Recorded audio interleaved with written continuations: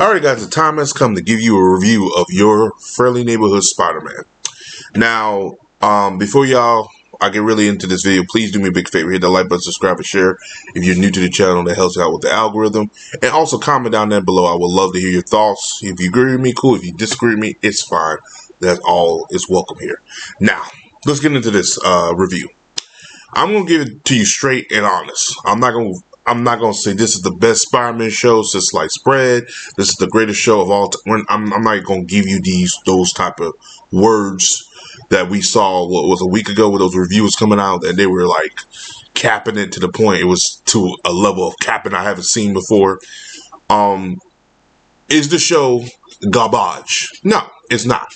Is the show better than the last Spider-Man show we got, which was the Marvel Spider-Man that nobody even talks about? Yes. Does the show have a premise that can develop over the next several episodes? Absolutely. Does the show have a level of woke checkmark agenda driven stuff? Yes, it is. You see it in the first episode. Does it take over the show? It's a little of both. Okay, and it deals with the character Lincoln and Tombstone, especially when you're dealing with Manhattan and New York.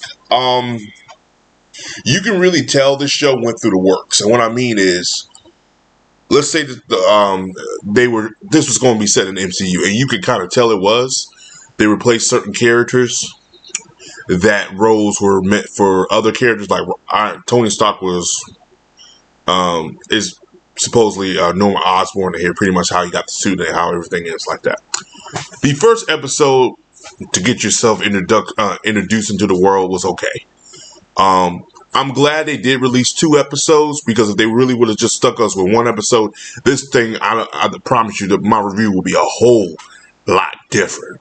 It would probably be they'll care for it, So I do appreciate Disney to understand, we might need to release these in a little bit more than 1 episode, and you do. Like, this is not on the level of X-Men 97 where it's a weekly watch. It's either you binge it or you don't watch it at all.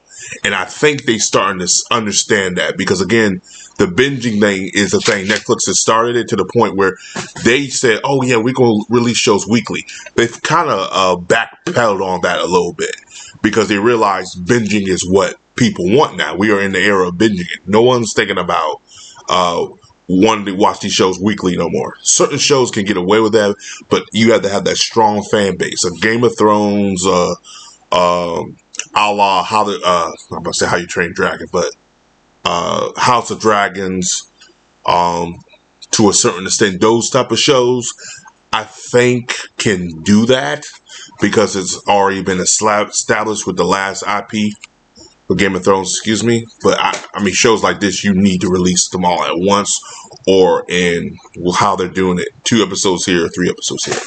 Anyway, I'm going everywhere with this video. You probably say, well, what do you think of the show?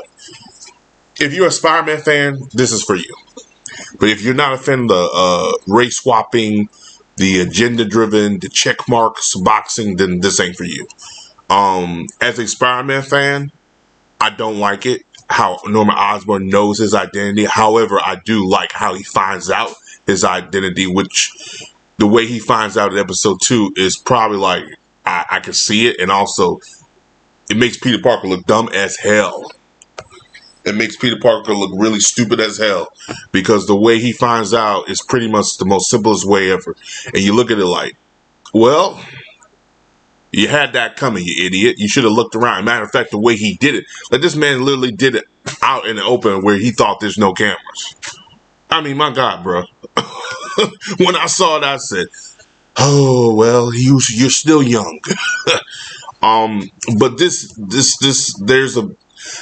I have a video plan down the road, talk about why Spider-Man needs to go to college. And after watching this is definitely reason why he needs to go be in college, I think, and get away from the high school drama type aspect.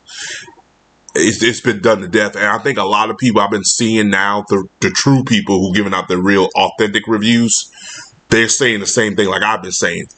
we've done everything with Peter in high school, from the last Spider-Man show to Ultimate Spider-Man to even Spectacular Spider-Man. It's time for Peter to go back to college because there's really nothing else for him to do.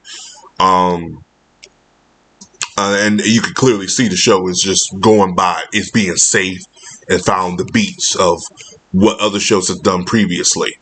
But it's not a terrible show. It's like if you put Spider-Man into a what if scenario and this is what we got type of thing. We get to see Doctor Strange in the first episode. That was pretty cool.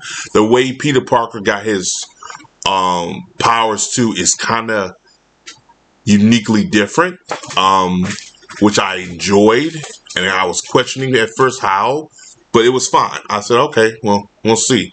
That will play a factor down the road too. I do feel this season is going to be a little wonky because, again, like I said earlier, this was supposed to be set in the MCU, and you could clearly see certain things that were going to be connected to the MCU. Apparently, somebody must have thought it was came up with the brightest idea, which is I'm actually applauding them for doing this.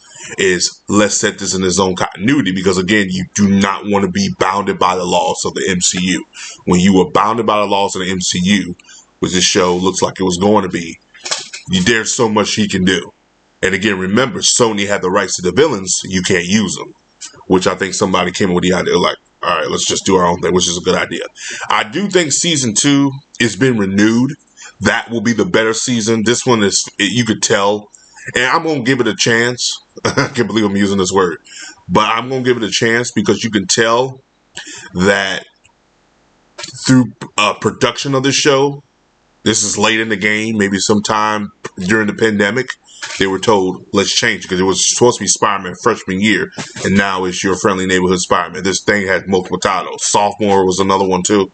So, yeah, I think season 2 is where the show is going to start picking up. Now, you probably say, well, you think I should wait till season 2? No, I still think you should watch the whole season, but in due time, like when they all release at once. I don't think you should do it on a weekly thing like I'm going to do. But we'll see. But I do believe season 2 is where the show is going to hit its thrives. That's kind of what happened with Ultimate Spider-Man 2 because the first season was garbage. And eventually the season got better. And I remember they did get better. But by that time, everybody checked out of the show. The last Spider-Man show, I don't care what season it was just garbage. It was just very forgetful. But this one, though, you could tell that the creator or showrunner, he's a fan of Spider-Man. But he wanted to put his own spin on it, which could be a good thing or a bad thing. Like I said, I'm not a big fan of Norman Osborn knowing his identity because we know Norman Osborn as the character, what he truly is. It just doesn't work. It's one thing when he finds out later in the series, especially when he becomes that alter ego of Green Goblin. This shit here, not so much. I'm not a fan of him playing the Tony Stark role. I'm not a fan of the race swapping either. But again, they got to hit those check marks. But this dude, if they could give us this, they could give us a Spider-Man 98. I do believe that, or whenever the show came out. Was it 92 or 92 or whatever? Yeah. The one that came out in the 90s. I do believe that.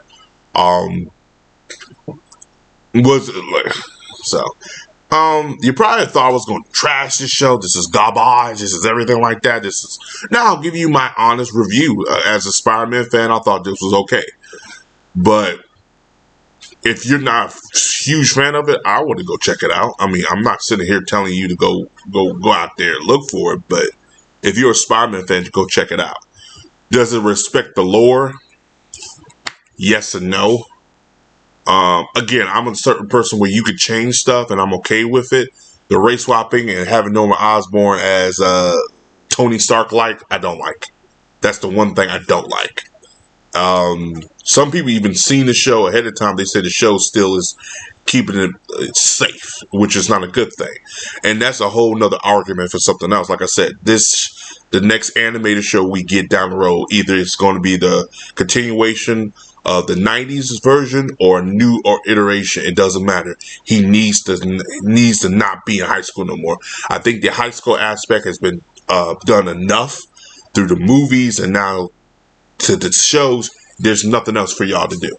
Go to him in college. That's the route you should have went anyway. But again, that's my opinion on it. And anyway, if you made it this far in the video, I applaud you. I thank you.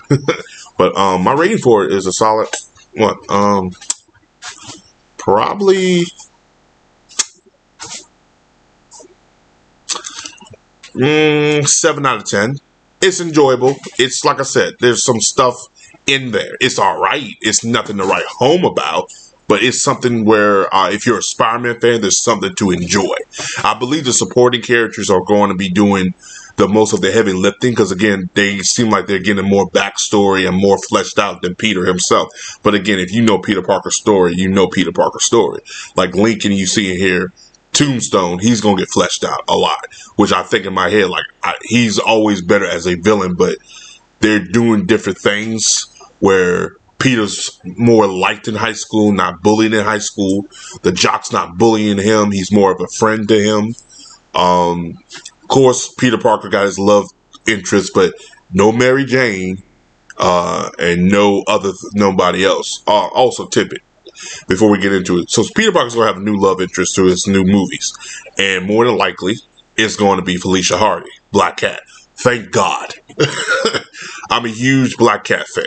I understand why people don't like Black Cat because it's too much close to Catwoman from Batman. But if you take that aspect out and just give me Felicia Hardy as a character, I'm cool with that. I think Felicia is a better character for Peter anyway. I've always liked her better than Mary Jane. Don't get me wrong, I love Mary Jane. But the only version I've liked of Mary Jane was the Spectacular Spider-Man version. I hated a live action movies version of her. I hated I do have a fondness of the 90s version. I think the 90s is okay. But the Spectacular Spider-Man version is just something about that one. I was just like, I loved it. Because I think she just came off like a better, well-written character. You know, but again, they were pushing Gwen Stacy in that show anyway. But anyway, this video is longer than what it needs to be. As always, guys, like, subscribe. Peace. Have a Johnson day. Comment below. Let me know what you guys think. Like I said, 7 out of 10, not bad for the first 2 episodes. Could have been better, but 7 out of 10 is good. All right, peace.